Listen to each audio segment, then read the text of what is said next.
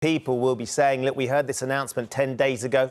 You're not going to implement it for another 10 days. I think by the time it eventually gets implemented, someone was saying that will be 50 days since the South African variant landed on UK shores. It's just too little, too late. What do you say to them? Well, you've got to remember that this is part of a package of measures. It's not the only thing that we're doing to protect ourselves at borders. We already insist that people have a negative test result before they fly to the UK.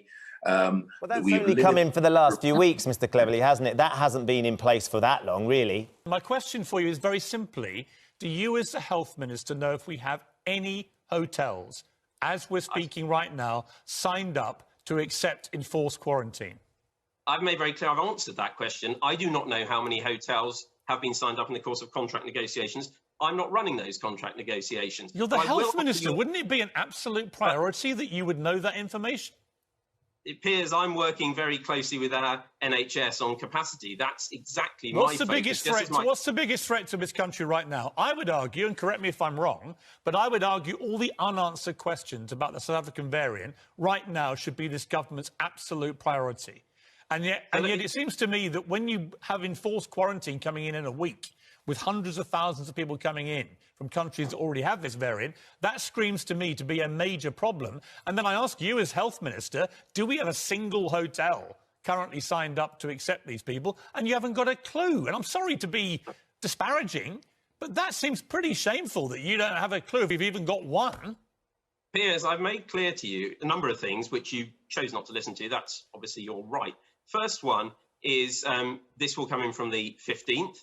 I would await a further announcement from the Health Secretary who's going to set out more details of this on that, which I'm not going to preempt. I've answered your question honestly, which I think is really important. You said you didn't know.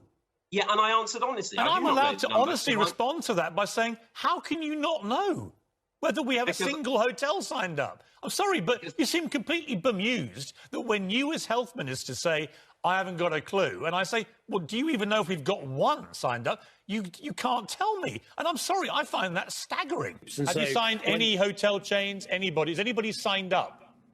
Well, at the moment, my understanding is no, but those discussions are still ongoing. That's why. And of course, so we are 6 days away from a major enforced quarantine campaign, which is over 50 days since the South African variant first came to our attention. And we still haven't got any hotel chains or any hotels signed up. This is a dereliction of government duty, isn't it? No. The discussion started on Thursday after the policy was announced last week. Why did they only start on Thursday? Still ongoing. Why have you only started it Thursday? We'll have the capacity in place that we need for next Monday. Mr Eustace, how long have you known about the South African strain? Well, the South African strain first emerged at the end of December. Since then, we've taken a number of measures to strengthen our approach to the border, including pre-travel testing. Sorry, look, I may be stupid here. I have to reach that conclusion that maybe I'm the stupid one. Why has it taken 6, 7 weeks to even start a conversation with hotel chains, given there was this new strain from South Africa which was causing huge concern, and given that the very enforced quarantine we're doing has been happening in other countries around the world for months and months and months? Why have you left it so late? Well, because when the South African strain and other strains started to emerge at the end of December, we took immediate action to require pre-travel testing, which is a proportionate approach at that point. We then subsequently introduced a requirement for quarantine for everybody arriving. We've removed some of the exemptions from quarantine a couple of weeks ago.